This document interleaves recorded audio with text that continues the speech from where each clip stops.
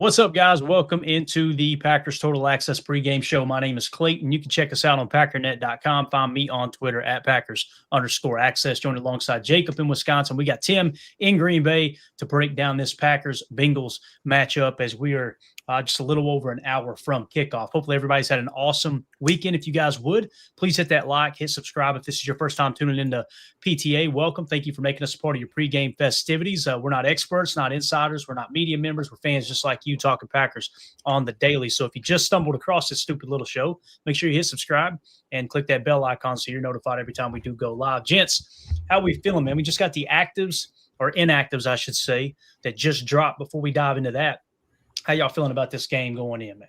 We got football again at 12:65. Let's go. Yeah, I agree. I mean, I'm excited. Dynamite drop in. It feels really crazy how long the bye week feels when it's early in the season like that. It made time stand still. But I think that we're going to hopefully see a team that do I wish they were more healthy coming out of this bye? Absolutely. And somehow I think I even heard on Ryan's podcast that we have a longer list coming out of the bye than we did going in as far as guys that were a little banged up. But it's the National Football League, man. That's what happens. But I'm feeling pretty confident today. I don't have the yips yet. I'm not throwing up, not gagging. You're aware of who our crew chief is tonight, correct? Don't do it. No. Oh, he is. Look at this dirt bag right here. Why is it that presidents and officials always have to be 112 years old? I don't understand it. You know what I'm saying? Like, what are we doing as a country? What are we doing as a people, as a human race, that we think, the guys who are going to make all the important decisions today are let's try to get them in the slowest point of their life. You know what I mean? It just doesn't make any sense. So anyway, hopefully everybody is ready to dive into this. We're going to start with the inactives. Just came down the pike. Dominique Yates tweeted out, Packers announced kicker Brandon McManus with the quad is inactive. So Lucas, and I've heard this said about 6 different ways. Is it Havsarick? Is that how you guys have heard it? Havsarick? Yeah. Close enough for me. Yeah, Havsarick. So is the active kicker for the game. He signed with the Packers on Saturday. And then, of course, we got the entire inactive list here from Pete Doherty, who said Packers kicker Brandon McManus with the quad is inactive. So recently signed Lucas Havsarick is Packers kickers today. And then it says right tackle Zach Tom with the oblique and left guard Aaron Banks with the groin are active. Defensive tackle Devontae Wyatt with the knee is inactive. No big surprise here for me. I want to see what you guys think about it. But again, also on that inactive list, it looks like cornerback Kamal Hadden, offensive lineman Anthony Belton, and of course we said defensive lineman Devontae Wyatt. So we get basically our whole starting offensive line is going to be intact today. Now, will they be 100%? That's the big question.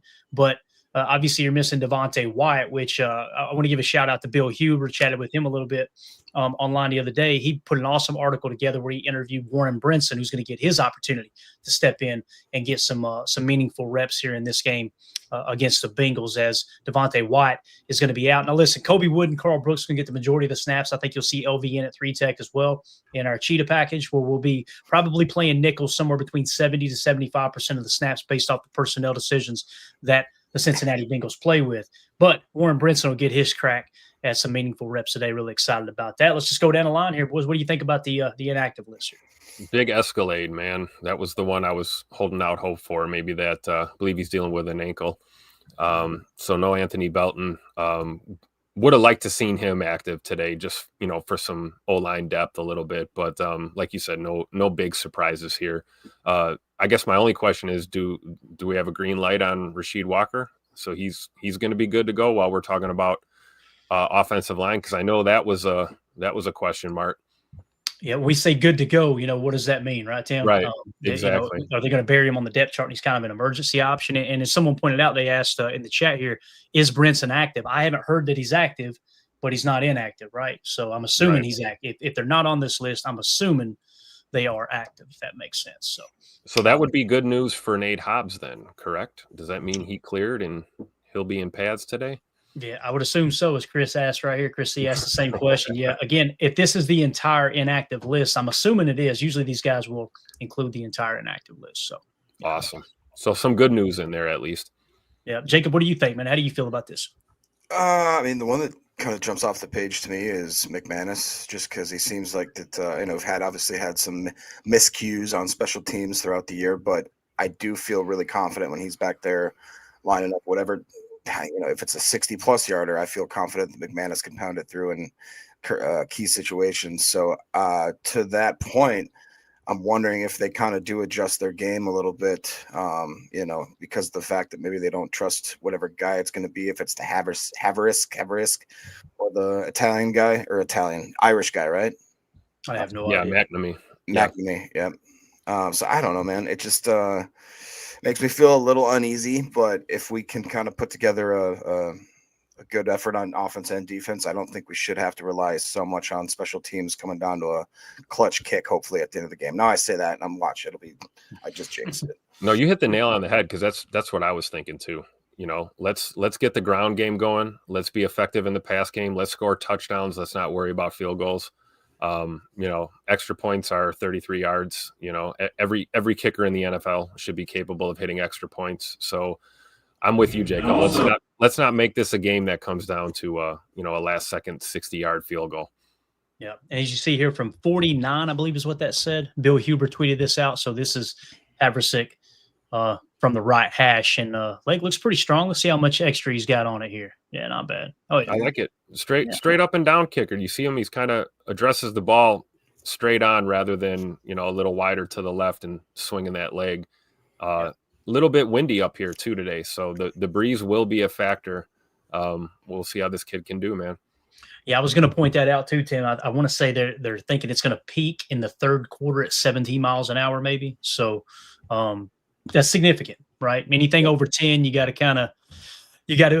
You got to adjust to it, and then on top of that, if you're adjusting to it and that breeze dies down at the exact moment you make contact with the ball, all right, you're gonna push it right as opposed to it bending left, right? So looking pretty good there from 49 yards. I would think that would be the kind of the sweet spot. Maybe they're just kind of testing the range here early, but I wouldn't anticipate any kicks from the logo from the new guy today. Yeah, definitely. And then it looks like we've got the inactive list here over on Packers.com for the Bengals. Cornerback Marco Wilson, guard Dylan Fairchild, wide receiver Jermaine Burton, tight end Cam Grandy, defensive tackle Jordan Jefferson, and defensive end Shamar Stewart, all inactive for the Bengals. So their first-round pick in Shamar Stewart will not be playing. Their starting left guard is not playing. So pretty significant there. And again, the fact that depending on whether they run weak side or strong side, the majority of the time, whoever's going to be in that one tech, which typically does line up from the defensive perspective, well, let's just say from the offensive perspective, the A-gap left, they're probably going to get an opportunity to go up against Dylan Fairchild's backup guard there. Obviously, as we play a lot of 1 and a 3 combo, unless it's a passing situation where we might go with like a double 4-eye and a couple wide 9s on the outside. So going to be interesting, man, to see who their backup guard is and how he fares against the interior of this pass rush. Obviously, Devontae Wyatt being out, going to be a little bit different otherwise. So let's see here. Nick McSwain, y'all remember a few years ago when Crosby and the Bengals kicker missed like 5 back-to-back kicks? No, I don't remember that. Nope. The Bengals stuff, Wildy was talking about this the other day, man. It's interesting. Like the Packers-Bengals games always get out of whack. Yeah. I mean, like it was the Packers playing the Bengals when Brett Favre hit Kendrick Taylor for that touchdown, right? When he took over as quarterback. And then, as they pointed out too, one of my earliest memories as a Packer, not my earliest memories, but one of my fondest memories as a Packer was, you guys remember they were playing in Cincinnati and the fan jumped out of the crowd, ran down, took the football from Brett Favre and ran off the field with it, and they had to tackle the guy. It seemed like you're going to get your ass kicked in that. Every time we play the Bengals, man, something weird happens. For sure. So, all right, let's see. I'm going to comb around on the old Twitterverse here real quick. If you guys want to keep going, just keep chatting for a second. We'll see if any other news is broken. Shout out to Mr. Larry. Good game day afternoon, everyone. Let's go. We're going to need all the help we can get from the home crowd today. I hope they're nice and loud. Get loud, Lambeau. Let's screw up Joe Flacco trying to get those calls in. He's still trying to figure out his call sheet and his cadence with a new team. Home field advantage is a real thing, especially in the friendly confines of Lambeau Field. So get loud today, boys and girls, if you're out there.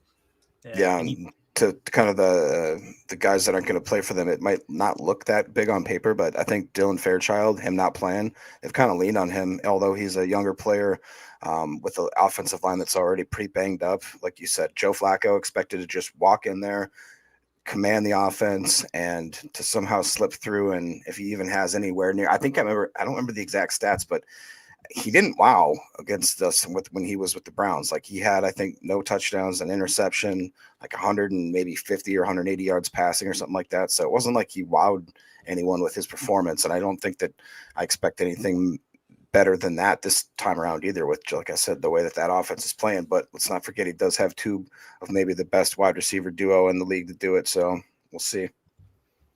Absolutely. Yeah, so it looked like they did have a meeting of the minds there at midfield. You can see a video Bill Huber tweeted out of McManus, presumably not talking about the weather, is what it says. After a few minutes of talk, he walked over and hit from 50. Everyone now walking back inside as he had met, looks like, with Brian Gutekunst, Matt LaFleur, and the training staff. So I'm guessing he's probably trying to plead his case. Hey, I can play. And they looked up and said, you know what, let's just don't even risk it. So that's what it kind of feels like. And you can see here, it looks like the cloud coverage has cleared, Tim. We might get us a sun-splashed afternoon here in Green Bay. I think so. Big shout out to Big B there, hanging out on the east side of the stadium. I love it. Great seats there. It's looking like it's clearing up, which is great. But yeah, like we said, as the afternoon progresses, we get to that third and fourth quarter. You know, the old saying in Wisconsin, if you don't like the weather, wait 5 minutes, it will change. So I wouldn't be surprised at all if things got a little interesting with the wind and cloud cover later, but it looks beautiful out there. Wish I was there today. Yeah, definitely, man. It's a gorgeous day in Green Bay. It's always a gorgeous day to play football in Green Bay, though. So let's go around the horn real quick. I'm going to put you guys on the spot. Who do you guys think are set up to have a big day today? You know, if you had to pick, let's say our pick to click, right? Like let's start on offense. Who do you predict will have a big game for the Green Bay Packers? It could be any offensive player whatsoever. How do y'all feel about it? I don't care who goes first. I feel like Josh Jacobs gets himself kind of I feel like they're just going to try to go to him early and often, make the Bengals have to actually stop him. And if they don't, hopefully they don't take their foot off the gas, because it seems like he's been coming out a little bit, I don't say sluggish, but just like the holes haven't been there. But he's just seems like he's running hard still, putting maximum effort. So I want to see some of that pay off for him finally. I want him to hit that 100-yard mark, maybe a couple tugs, even if they get him involved more in the passing game. But I look for Josh Jacobs. Got it. Other than the obvious Jay Money, who I will say 100% of the time, every time, is going to have a great game on offense, I'm going to go with my boy, the one and only Romy Rome in the house. I think Romeo Doubs puts together another great performance, proves to be steady Eddie, like Jacob would say. And I'm anticipating, I don't know if I'll have 3 tutters again, but I think it's going to be a big day for Romeo Doubs out there in the offense. It seems to be the big talking point on offense is one portion of the fan base thinks that Jordan Love's going to have a big game, and then the other side is they thinking Josh Jacobs is, right. Listen, when you play a team like the defense that the Bengals has, pick which one you want to do. You know, I mean, that's just based off of what's happened up through the first 5 weeks of the season. But they've struggled to stop the run. They've struggled even more to stop the pass. Based off the weather there, obviously no rain in the forecast, should be gorgeous there. I don't think the wind will affect the passing game much. It could affect the kicking game a little bit. So this just kind of feels like the closer we get to the game, I'm kind of feeling like they're probably going to air this thing out on them a little bit. Sure. I would love to see maybe pass to set up the run.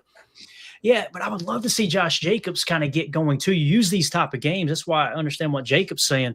You use these type of games to get a guy kind of, off the schneid, if you will, right? I don't want to say he struggled, but the offensive line struggled. This would be a good game to kind of tee off on their defense and really try to get the running game going as well. So absolutely. Yeah. We know the strength on their deep. Well, I don't know if I'd call it an absolute strength, but their best foot forward seems to be their safeties. We did the PFF kind of breakdown earlier this week. So something that you're right. If you've got a decent run game, you can soften up that secondary a little bit, get your safeties downhill. That gives you an opportunity to take those shots down the field. Yeah, great point. Nick McSwain in the chat says, need to get Golden going. He hasn't been bad by any means, but would like to see a breakout game from him. Yeah, and that's when you're thinking about this too. Obviously, Christian Watson's going to continue to be out this week. You look at the wide receivers. Golden has statistically gotten better every week, right? It seems like every week they're amping it up a little bit more. Now, he took one away from Wicks last time we seen the Packers play against the Cowboys, obviously. But I could see Golden having a big game here too. Their corners are suspect. Their safeties are the strong point of their of their defense, I guess you could say, other than Trey Henderson, which that's not saying much, right? In terms of the DB room, the safeties are definitely better than the corners, according to PFF. So you may see Golden on a shot play here, man. We might finally get it, Jacob. That'd be exciting. Yeah, I mean the chat sure is some. Josh A437 says Golden. I think he likes gold. We always talk about how he leads the league in separation, and if they finally do click, that he can explode. I think that's a great point. Actually, I was just looking. Mr. Matthew Golden is slated at 42.5 receiving yards as far as his over-under. So that's kind of where they've been just hovering him for the last 3 weeks, is right in that early kind of lower 40-yard mark. All it takes is, I mean, he can get that in one catch. We've seen that from him. So I like what Tim said earlier about Rome. I think that he's going to be a little more involved this week. So I just think that if we can get the pass game going, it's so tough. Green Bay is so tough because it could just be, I mean, Wicks could randomly go off today and nobody would bat an eye. So it's one of those things we always talk about. It's a great problem to have that at any point we got one of 5 or 6 receivers that could absolutely have a day. So it's fun to see. Yeah. And not to harp on it too much, but Matt Schneiden just tweeted out Lucas Havrasik good from 63 yards in warm-ups. With a lot to spare. Did you see that? Yeah. Tim, correct me if I'm wrong here, man. I'm trying to think, which way is the wind typically blow? Is it more of a crosswind at Lambeau, or does it like favor a swirl? It's like a swirl. It's like turn a fan on and stick it in a bucket. That's what the wind's like inside the lower bowl field level there at Lambeau. I mean, Jacob and I saw that at the last preseason game. We looked to the south end zone, you saw the flags blowing to the right. You look to the north end zone, the flags aren't even barely moving. It's just this weird kind of effect that you can get. But, 63 in warmups with plenty to spare is pretty good. Looks like he might have had a little wind at his back there. If you see at the end here, you can see the flag kind of blowing with him a little bit. But bottom line, kicking here with nobody running at you, it's a hell of a lot different than an in-game situation. Yeah. But hey, you never know. This may be an opportunity that if they feel like he's good from out there and we absolutely need one, maybe they do let him try. But I would anticipate as the game progresses, like you said, Clayton, with the forecast, if the winds are going to increase as we get through the afternoon, that will definitely be probably a contributing factor to how they make their decision, whether or not to send him out for anything, more than 50, 55 yards, Yeah. Correct me if I'm wrong, but that's the south end zone he's kicking into, right? Yep. Okay, Kicking it right towards Ashwaubenon, baby. Look at that. That ball ended up in Ashwaubenon. For what it's worth, Bill Huber tweeted out the Bengals' Evan McPherson just hit from 64 to the south end zone, same end zone. So there's maybe an early indicator. We're getting a little help going to the south, looks like. South. Yeah, for sure. What does that mean, guys? That means you want the wind at your back in the fourth quarter. If you had to pick right now, like Tim said, maybe it'll shift by the time you get around to the coin toss, but you want to make sure in the fourth quarter you're kicking into that south end zone as opposed to the north, probably. So, and Zach Cruz with an awesome stat here. During a 9-game stretch with the Rams in 2023, Lucas Havrasik was 4 for 9 on field goals of at least 40 yards and 19 for 22 on extra points. Havrasik did make 22 of 25 field goals, 7 for 9 of 40 plus while in the UFL this year. So it seems like he's improved, obviously, from 2023 where he struggled a bit there. So I love that he's getting these reps in, though. I'm sure they're giving him all the extra ones he can because, we always gloss over the other aspect of the kicking game, which is your long snapper and your holder, and getting your timing and your communication, things like that down with Danny Willian on the hold and knowing where he likes the ball on certain kicks, certain hash is a big thing, being that he's been a Green Bay Packer now for 25 hours or something like that. So the more reps we can get here pregame, I'm all for it. Yeah, for sure. Let's wrap up the offensive side of this conversation real quick. Biz 1987 said we could try to do the normal thing, run well to set up the pass. All right. It's a little easier said than done, though, right, Biz? I mean, everyone would love to run a game plan like that. Hey, let's run on first and second down. If you don't pick up the first down, you're looking at a 3rd and 1 and then go play action and, open everything up. But obviously it doesn't come that easy in the NFL. Andy Monday said, let's get crafty. I would not be surprised if Tucker Kraft had a big game, man. He's I don't think people realize what he's doing with his opportunities, man. He has been excellent this year, and if he gets the same amount of targets that some of the top tight ends get in the league, he's leading in pretty much every category right now. I guarantee you that. So, what do you guys think about Tucker Kraft's opportunity? Obviously, their linebacking core looked pretty weak too, according to PFF. Yeah, absolutely. Yeah. I think he's going to contribute in the run and in the pass game. Honestly, we talked about some of those, block and release leak plays, and then let Tucker turn upfield and get those yak yards that we all love so much. But I think the target, him not getting the targets that some of these other top tight ends are, is just due to the fact that, we have this gigantic wide receiver room. We've got multiple running backs that can get it done for us, not just running the ball, but even in the pass game as well. But Tuck Norris is that blue collar guy, man. He's going to do whatever he can to help his team win. But I'm with you, Clay. I would not be shocked if we saw a Tucker Kraft touchdown or two today and, 80 to 100 yards receiving or something like that. He's proven to be a weapon in the pass game for sure. Yeah, it's interesting you bring that up because Tuck Norris does so many things so well. I think he's really underrated blocker, the way he helps out in the running game. And also we can see how acrobatic he is sometimes with some of the catches he does. It's really rare that he just gets a really easy catch. He catches in the numbers, you know what I mean? He's extending, he's leaping, he's doing diving catches in the end zone kind of thing. And like Tim said, the yak, I really just love watching him when he gets the ball, and he seems like he almost has like a supercharger, like you're playing a Nintendo game or something. And when he's at home and he gets that ball and he starts hearing that crowd roar, it seems like that just literally like supercharges him, like the old school 80s wrestlers where they'd like powering up while they're mid slap, and to that point real quick, he's slated at 50.5 receiving yards, and that's the highest out of any of the receivers or tight ends. So no block, no rock. It's funny you mentioned the old wrestlers and how they got powered up, Jacob, because I think there was some illegal activities going on there as well. Don't ask Randy what's in his little chest. I tell you, every now and again, I just get on a little kick where I'm like, let's go find some Randy Savage videos on YouTube. Just a little. Yeah. I'm saying he did a little tooting. I think he did quite a bit of tooting, to be honest with you, man. So, speaking of tooting, H.E. Solder said, we really need Jenkins to have a day. This kind of goes hand in hand with what you were saying, Jacob. You want to get that running game going. I would love to see Elgton Jenkins have an awesome game here today, man. That would be phenomenal if he could get cranked up and get that running game going there on the interior. Yeah, I agree. We try to keep it positive on this podcast always, and then we kind of get to the point where it's like, if you see something, say something.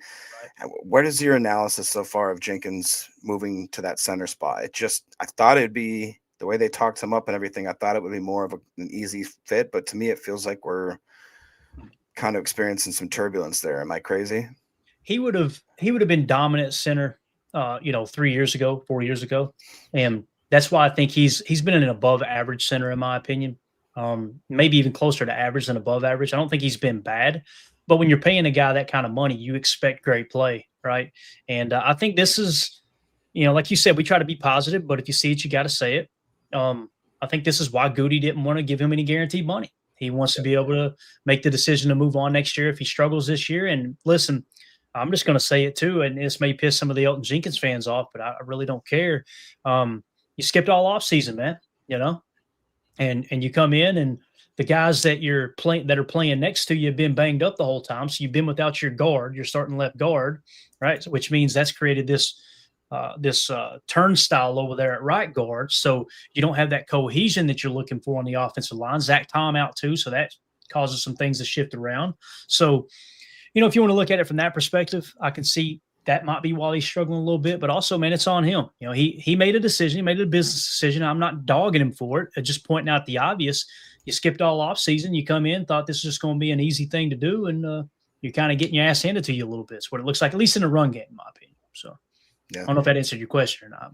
No, it didn't. And I think Nick McSwain makes a fair point too. If to play devil's advocate, he says the line has barely played together. I think that they all get better the more that they're healthy. I don't think I could argue with that.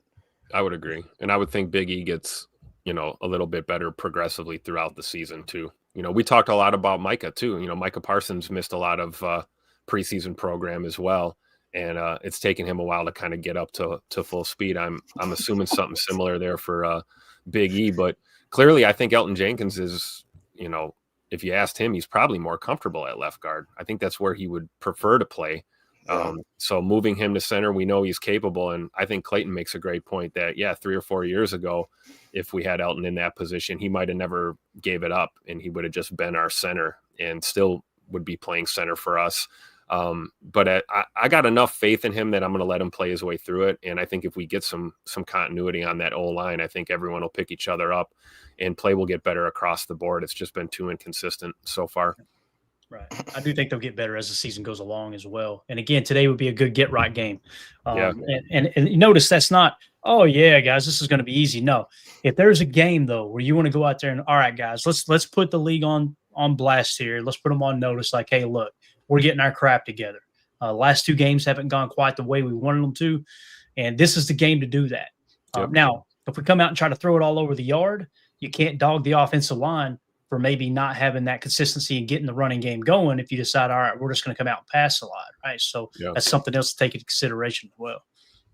So true. All right, let's talk defense.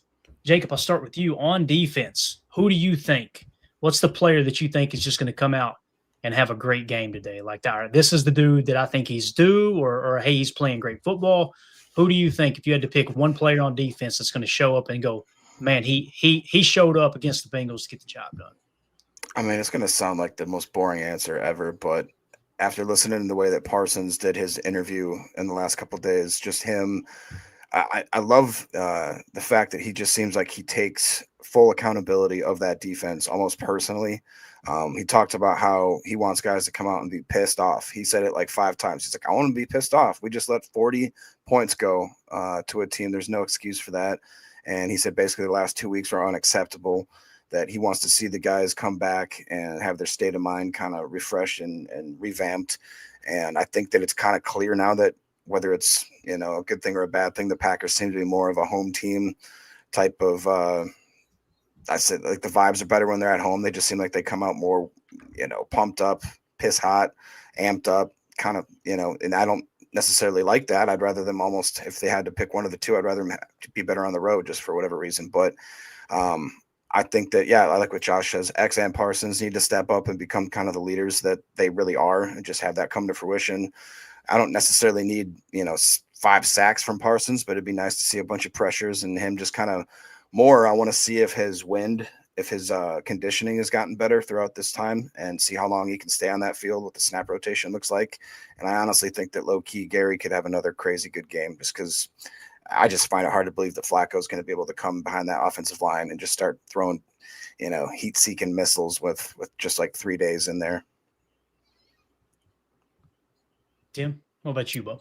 Evan freaking Williams. Hey, nice. I'm going to go with the secondary because I think, you make a good point, Jacob, but I think Cleveland, I keep wanting to say Cleveland. I think Cincinnati, let's be honest, Flacco's got some weapons. He's got Higgins. He's got Jamar Chase. They're going to make an effort to throw the ball today. And I think it's going to come down to our secondary. I got a feeling 33 is going to give us a hell of a game. And then also Carrington Valentine in the supporting role. He's due for a big performance. So I'm looking at corners and safeties today, but definitely Evan Williams and CV are on the mind for sure. Got it. Dave C in the chat says Xavier McKinney is due. Completely agree there. So we'd love to see him step up. Coach Lynn says Cooper, along with J. Cole, says Edgerrin Cooper. It does kind of feel like Edgerrin Cooper's due for a big game. That would probably be my pick here. Because, again, I don't think they're going to look to throw the ball, just take deep shot after deep shot, although they do have Jamar Chase, who has battled illness all week. It sounds like he's probably going to play. Obviously, he wasn't on the inactive list, so he is playing. But I could see it being something that maybe Cooper stands out in coverage at that midline. The fact that they'll probably looking to check it down quite a bit, get the ball out of Flacco's hands pretty fast. So if he does try to hammer a slant or a dig there, I'd like to see Cooper get an interception today. That would be absolutely awesome. That'd be awesome. Kind of like the Seattle. Especially when we talk about the cheetah package. We might see a little bit of the cheetah package today. I mean, you're going to need your backers to be on their P's and Q's, right? Yep. Great opportunity for Edge Coop. Yeah, no doubt about it. And speaking of Xavier McKinney, I know somebody mentioned him in the chat. Packers just tweeted out this video. X out there warming up. He's good to go. Obviously sponsored by Tiki Brand. But, yeah, Brandon Dowd in the chat says, X need to make some plays today. Flacco will be throwing quickly, so pass rush may be neutralized. And that's the thing, too. The way that you neutralize that is to play aggressive, play bump and run, right? If you want to go man coverage heavy. I want to see a lot of cover 6 look today. I think it's time to get your cover 6 out there on the field, get that on the tape now so we can maybe steer back around to some of the cover 3 looks later on. Just try to confuse Joe Flacco in that regard. I was amazed at Sports Talk this week how there were people that seemed to think that Joe Flacco just cut us up when he played us against when he was with the Browns. It was not the case at all. He struggled all game long. So I don't think it's going to be something where he's going to be a true difference maker in the game. However, you just can't overlook this opponent, man. Obviously, you can't do it. So no. Hopefully, we learned our lesson in that Cleveland game. We might have been a little guilty of chalking that one in the dub column a little too soon. So hopefully, we learned our lesson. Yeah, definitely. All right, y'all want to go around the league real quick, get an update on what's going on in the rest of the National Football League? That sound good? Yes. All right. So obviously we got a few games that have a little bit of a impact on the Packers season here. We'll start to dive into them. So let's just go around the horn real quick, starting off with the Cardinals at the Colts. Let me make sure this is up to date real quick. I apologize. Just want to make sure. Okay, there we go. Now we're up to date. So Cardinals at the Colts, it's tied 24-24. There's 9 minutes left in that ball game there. So it looks like that's going to come down to the wire. Now, listen, the Cardinals, they're not even playing Kyler Murray today. So obviously they're trying to rest him up. Maybe they'll get him back next week for the Packers matchup. Hopefully that doesn't happen. Also, I think Marvin Harrison Jr. might have left this game with a concussion. I don't know if he returned, but I think he did leave the game at some point with the concussion. The Colts looking strong, though, but Cardinals and the Colts are tied up there deep into the fourth quarter. Oh, here we go. Cardinals actually just took the lead 27-24. So obviously Arizona being 2-3, you want to keep an eye on them in the NFC. So next, you get the Chargers at the Dolphins. The Chargers are leading that game 26-20. No surprise there. They're 3-2 on the season, and the Dolphins are sitting at 1-4, staring 1-5 right in the face. So it's just wild, man. I remember when Coach McDaniels was he was the darling of the league. You remember that, Tim? He came in and listen, man, what he done in the running game, revolutionizing the running game on his coming up in the game of football and coaching is phenomenal. It's so many things that are implemented in many offenses across the league right now. But boy, oh boy, he's kind of proven he's not a head coach, Yeah, it's tough. And then, losing Tyreek Hill doesn't help you either. It goes from bad to worse. It seems like one of those years. Looks like Dolphins are well on their way to a 4 or 5 win season or something at the rate that they're playing now. But any given Sunday, you never know. And looking at the Chargers too, we've seen them look really good, and then we've seen them look cheeks too. So it's really difficult to kind of judge. Still time left in that ball game. You never know. Yeah, definitely. All right, next you got the Patriots at the Saints. Patriots are taking care of business. 9 minutes left. They're leading 25-19. I just got to look real quick. I got to see what Drake May's doing, man. He's having a really good year. 15 of 21, 223 yards passing, 3 touchdowns, no interceptions. So Drake May just continues to play well for sure. Spencer Rattler not looking too bad considering he's got no pass pro. Yep, great point. Love the ad choice up here too. You notice that bone on bone. This knee sleeve will transform your knees back. What have I been complaining about, guys? The old hip and the knee. They're listening. They're always listening. So, there you go. What do you think about Drake May, Jacob? This seemed like the Patriots got their next franchise quarterback, man. Yeah, I think that he's maybe one of the more underrated young players in this league. I think that it's hilarious that that whole quarterback draft is starting to look like those guys are going to be pretty talented and kind of be that next kind of echelon or wave of quarterbacks that you'll see for the next 10 to 15 years. As we see like the Joe Flacco's and the Aaron Rodgers and those types of players fading away, you see this new era of quarterbacks coming in. It also is funny to me that somehow within all of of all that hoopla that the Bears managed to pick the one guy that people are like, I don't know still, like, is he going to be good? And he was supposed to be the best we'd ever seen. He was supposed to literally crap gold and everything's great. So I'm not gloating yet. He's still young. He could definitely become a good player, but It's starting to just look like we just know the type of player he is. But I don't know, man. What do you think about all that stuff, Tim?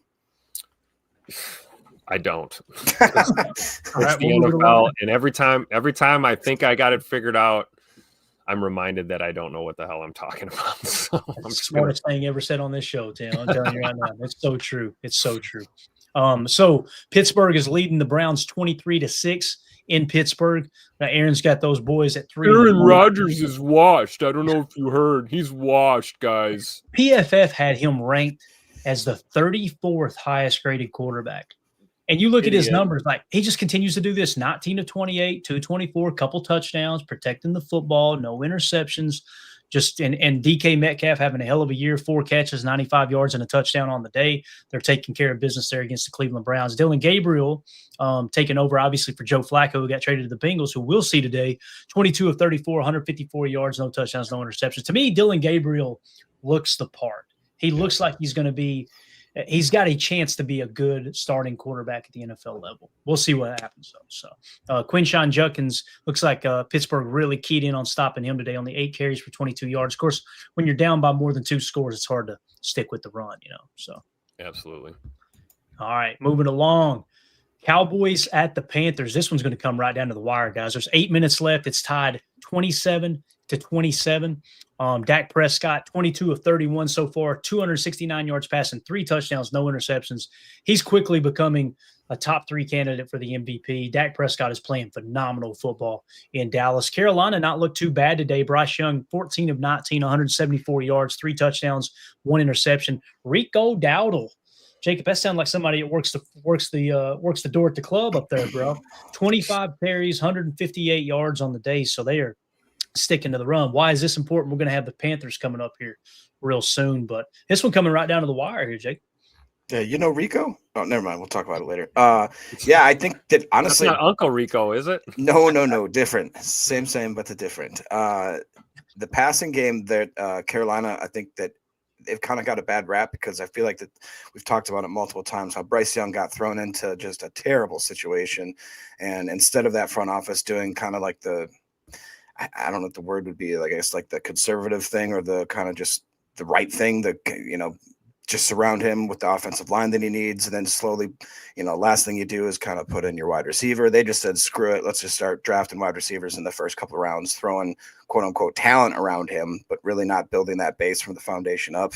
And I think that he's caught a bad rap for it, but you can see that he has the talent. I think that a lot of people thought he was the most talented quarterback in that draft.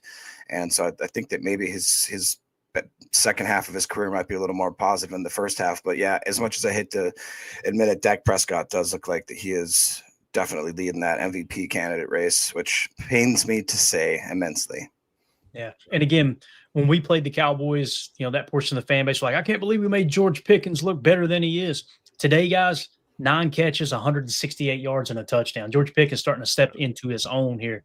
Tim, are you concerned about the Cowboys? Do you think the Cowboys going to be one of those teams we look up at the end of the year? It's like, damn, they're on a run. They won 13 games or something like that.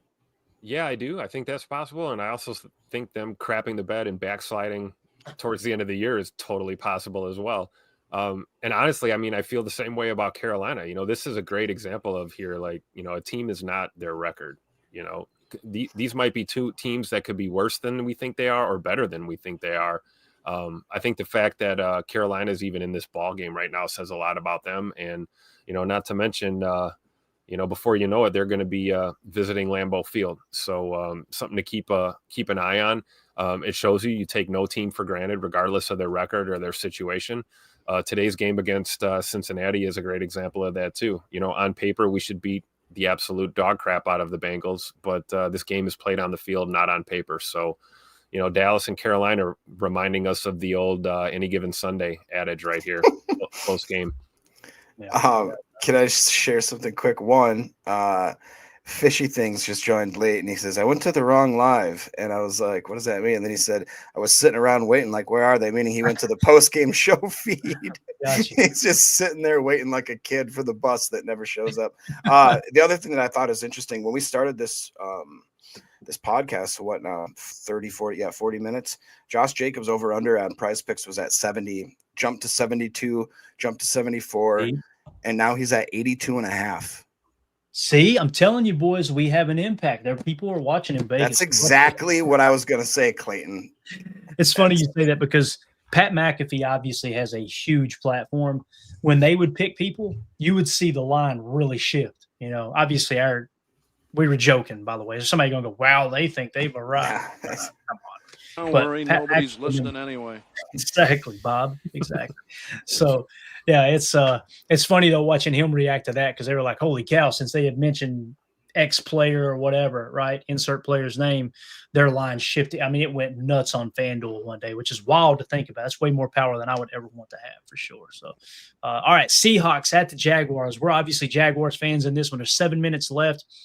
The Jaguars have the ball. They're trailing 20-12. Sam Darnold, another great day. Looks like 14-23, 222 yards passing, 2 touchdowns, no interceptions. Trevor Lawrence getting him a run for his money too. 24-35, 238 yards passing, 2 touchdowns here well within the fourth quarter. Looks like they've done a good job stopping Jacksonville's run. And really both teams have kind of contained the run really, really well. Jackson Smith and Jigba, 7 catches for 150 yards and a touchdown for the Seahawks. And then on the opposite side, Brian Thomas Jr., another great young wide receiver, 8 catches for 90 yards and a touchdown as well. So you want to keep an eye on that one because the Seahawks are 3-2, obviously in the NFC, and could have playoff implications for the Packers on down the road there as well. Maybe Fabio will give us another one of those impressive game-winning runs for a tutter like he did last week, right? Yeah. No doubt. I look at that game and I see the difference because, like you said, the 2 quarterbacks playing pretty good. Although it looks like Trevor took 6 sacks already, so that's a big difference maker there. Yep. Looks like it's 2nd and goal for the Browns right now. It's still 23-6. Not that it matters too much, but I kind of like watching Aaron Rodgers from a distance. You know what I mean, man? Just kind of keep up with what the old man does. I'm still rooting for a Packers-Steelers Super Bowl. That would be absolutely awesome. Hell yes. Let's go. Did you guys get kind of emotional? I can't remember if it was last week or the week before where Rodgers at the end of the game was looking for Jonesy.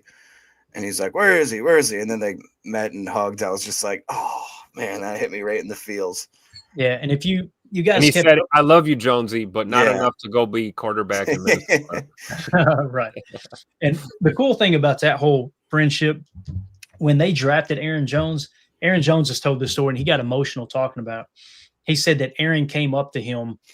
They were just a few weeks into the season or whatever, right? And he came up to him and said, hey, man, I just want you to know you're one of my favorite people in this organization. He told Aaron Jones that. And he's like, man, what that did for me and getting my career going, because, you know, you're drafted a little later, and obviously they took Jamal Williams. They took that same year as well. Mm-hmm. So you're second guessing yourself, and a young player, man, sometimes that's the difference between a player living up to his expectation and not, is maybe not having that confidence you need to go out there and just play free.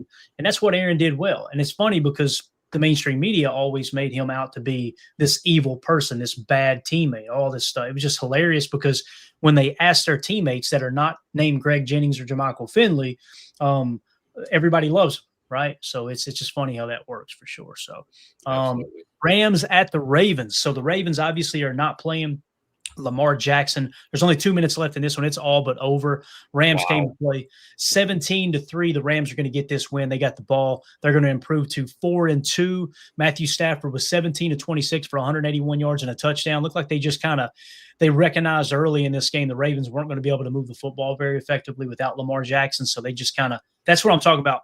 Playing the game in front of you. Don't try to get too cute. Listen, if the other team struggles to score, they can't move the ball, Tim, then just control the clock, get enough points to win the ball game, get the hell out of there, man. Yeah, and you got everybody in Baltimore right now saying playoffs? Don't talk about it. Playoffs? You kidding me? Playoffs? I just hope we can win a game. Another game. Tim, they were a darling going into this year too, man. I mean, now you look up and they're sitting at 1-4, about to be 1-5. That's just wild. Jacob, did you have that on your bingo card this season, man? Yes, clearly. I knew it was going to – no, obviously not. I think was that AFC North. That might be the most surprising hierarchy of where the teams are at this point. Looks like that the Steelers are going to pull out another one. So what would it be? Pittsburgh and is Cleveland would end up – have they played the Ravens yet? Who has the tiebreaker there? Because they'll both be one-team wins, question. Right? I think that's how it works. I think they played them once. I think they did play them in week 1, I believe. But, yeah, like you said, I mean, obviously not having Lamar is going to completely transform what that team does. It just completely transforms. And we always talk about how no team is one player away. It gets a little dicey when you start talking about a quarterback and what they do is just as far as being such an absolute lethal weapon, double two-headed monster like Lamar is. I haven't worried about him passing game and the run game. It's going to be interesting to see how they bounce back, if they can bounce back whatsoever. I mean, you look at Derrick Henry still, he's doing his thing, but they got to feed him 24 times to get 122, no touchdowns. It's just, you can't really win, like you said, doing that. That's a great point, Jacob, especially when you take a quarterback like Lamar, can beat you with his arm and his legs. That's a huge facet of your offense. I can see how Baltimore's entire game plan had to be shifted when you don't have Lamar under center. Yeah, I don't think Cooper Rush is going to light anybody up with 35-yard scrambles or anything. So Right. If you guys and gals would, please take just a quick second, hit that like button for us, hit subscribe. We appreciate y'all making us a part of your pregame festivities. We're closing in here about 30 minutes from kickoff, just going around the league, giving everybody an update who may not have access, or maybe you're on the road. One of the greatest compliments we got the other day when we did our live stream during a week where the Packers were playing a primetime game, they were like, man, I put your show on live and listened to you go around the league, and it was a blast. So appreciate everybody, like I said, hanging out with us. We do have, I think it's bad news, and then we'll move on from the Rams game, but Jordan Morgan at right guard instead of Sean Ryan during warmups. So they did not take my advice saying, hey, let's put Kennard at right guard. And if Jordan Morgan, if you don't need anybody on the left side, just put Jordan Morgan on the bench. I just don't like Jordan Morgan on the right side, man. I hope they don't continue to hurt his confidence. But then again, if I'm trying to think positive, maybe this is the game where he comes out and puts it together. Let's hope that's the case. But also in this game, if you looked at Derrick Henry's stats, if you just looked at Derrick Henry's 24 carries, 122 yards, you probably think, oh yeah, the Ravens are probably winning this game. The fact that they're losing by 14 points with the running back, it's a perfect example of I'd much rather win games than worry about the stat column. Our running game struggled a bit this year. I would much rather have that dub, right, than look it up and go, okay, our receiver has 150 yards receiving or our running back has over 100 yards rushing, so play the game in front of you. Thought that was interesting, though, that stat line. Let's move it along here to the next game. Let's check in. Actually, that's all the live games. And, of course, the game that's already finalized this morning, the Broncos barely squeaked by the Jets 13-11. Tim, look at Tim laughing. He sees that big goose egg down there. Let's go, baby. Couldn't happen to a better person than Aaron Glenn, right? Amen. And a better organization than the dumpster fire Jets. Yeah, Jets are going to jet, no doubt. And then, of course, the Giants beat the crap out of the Eagles the other night, 34-17. Jacob, I'm going to give you the floor here because I know you love your boy over there. Scatterboo. Scatterboo. Look, this dude, somebody tagged me in a tweet. I need to find this tweet. I'm going to go try to find it real quick. You guys will crack up at it. But obviously, Jackson Dart, they're calling them the frat boys, Scatterboo and Jackson Dart. Jackson Dart, 17-25 for 195 yards. I want to say he was the 5th or 6th quarterback on our draft board. We were real high on him, caught a little flack for that. But Scatterboo, 19 carries for 98 yards and 3 touchdowns. Jacob, you have the floor, sir. Yeah, man. I mean, how can you not like that guy? It's clear that he definitely ate crayons as a kid or lived under power lines, ate paint chips, whatever you want to say. He's got a little bit of the tism there, but he's using it in all the right ways. The guy can absolutely run through a brick wall. And I actually mean that literally. I think he could. There's clips of him in college just literally banging his head against the wall, like pregame, trying to get himself jacked up. He does that kind of like shake off every time just because the memes that are pouring out because of this dude is so hilarious. Like, it's just, he's a fun player to watch. Chris, the creatine crackers. I've seen that meme going through. There was one that had him next to Jackson Dart. It's like, these creatine whites are different.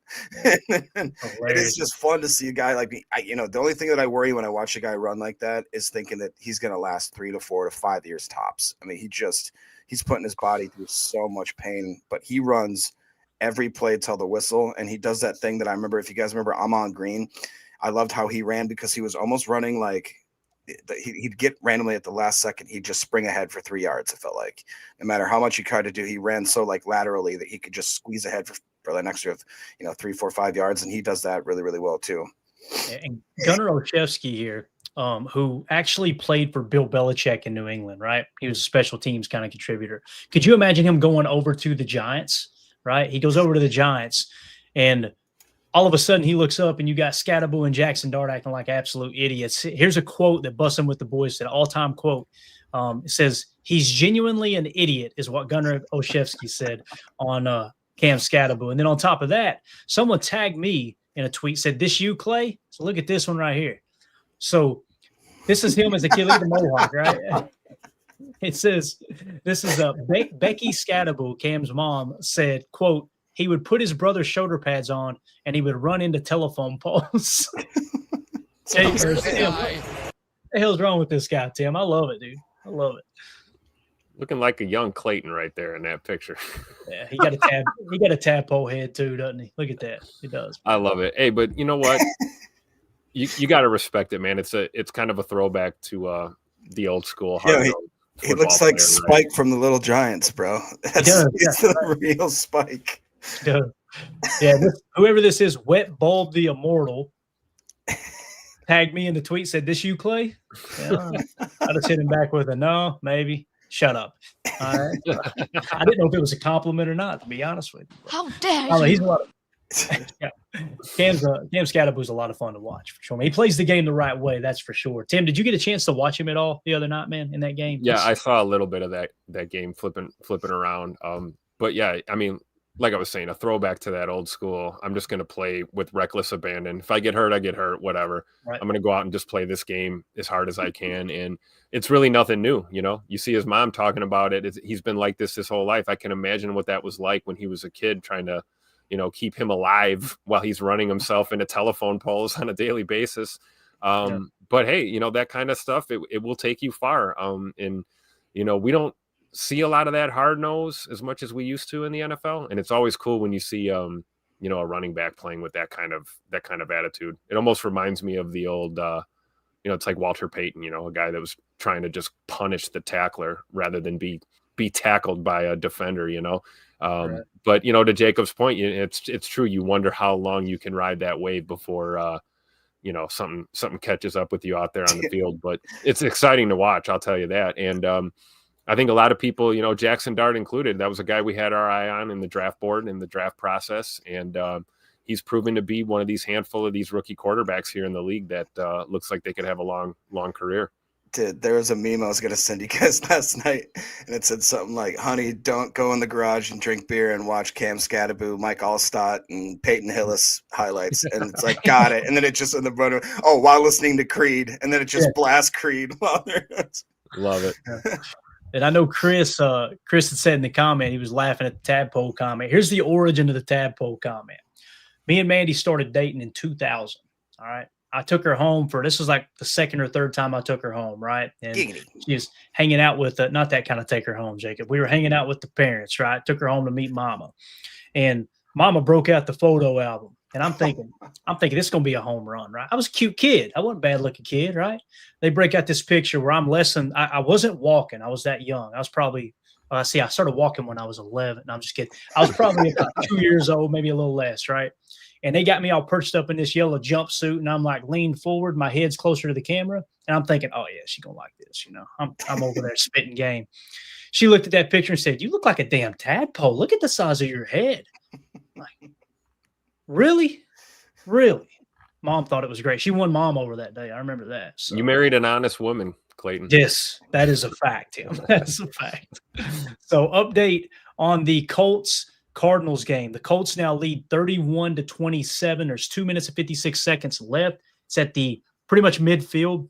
Cardinals have the ball. Jacoby Brissett is their quarterback. Brissett is the quarterback today. Where's Clayton's head at? He's playing like smoked brisket right now. I might have to DoorDash some brisket from Southern Crab Barbecue here in a minute. Shout out Southern Crab Barbecue, sponsor the show. But yeah, the first time I had, just to get off track for a minute, Southern Crab Barbecue. The first time I had, what are those things called, Jacob? What's the stuff? It's like a big thick slice of bacon. What's it? Pork belly, right? Nice.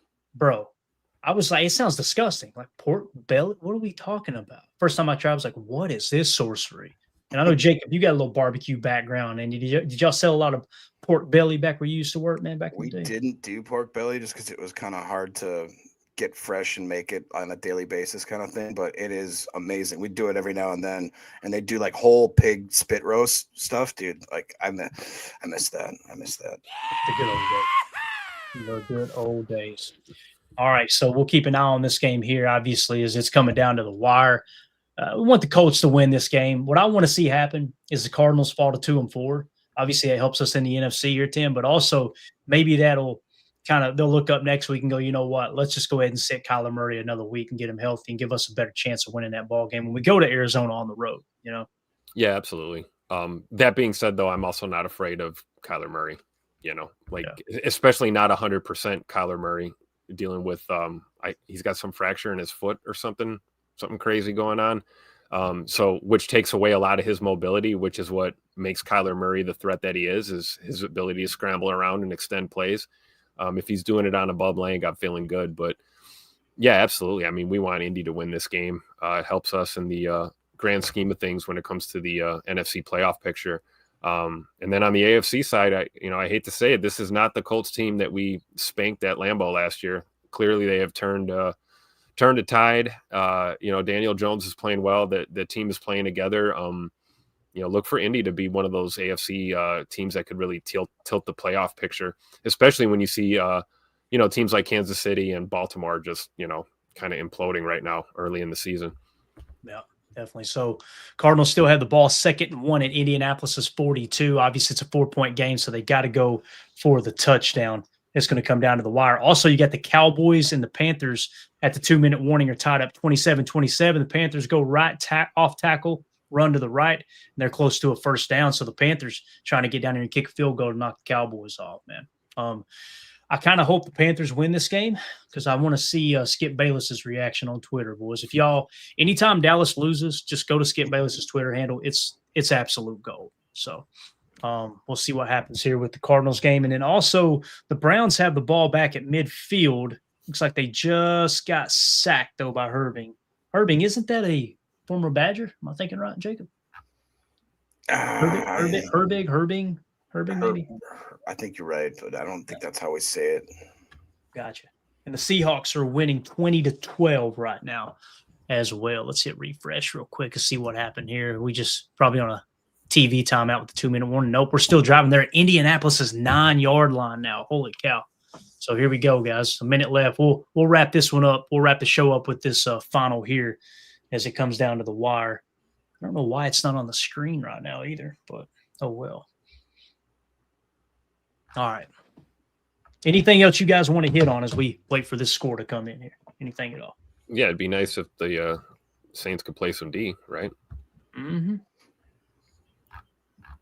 Yeah. Jacob, what do you guys think about Jordan Love's over-under for passing yards, 240.5? Do you think he's going to go Joe Flacco's at 215.5? Under for Flacco, over for Jordan Love. Okay. I agree. Jordan Love's rushing yards is 8.5. Josh Jacobs just settled down to 78.5 again. Emmanuel Wilson's at 20.5. Over. And then they got both. Go ahead, Jacob. Sorry. Both Matthew Golden and Savion both have a projection. Savion's only 2.5. Matthew Golden's 4.5. That's just one jet sweep, baby. Yeah. Seems so easy.